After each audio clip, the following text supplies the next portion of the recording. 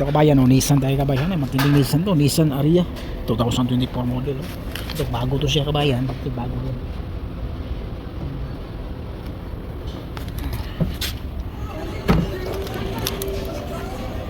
So, magkanong babayaran? Bagong model to siya kabayan. Oh. Magandang klase ito siya kabayan.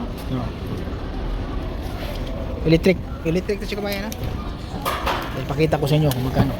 Ito yung loob niya. Maraming bago ito. So, ang bumper, bagong bumper, yung lower din bago. So, magkano ang bago natin? Tingnan natin kung magkano ang bagong lower bumper. Para sa akin, hindi ganun mahal, oh. 200 lang naman, oh. 200 lang. Nasa 2 lang siya kabayan. Nasa 20,000 lang yung bumper, harapan. Yung sa baba naman, nasa 20. Okay na. 20 saka 10,000 ba? Oo. Mura lang. Pero marami siyang kabayan, marami.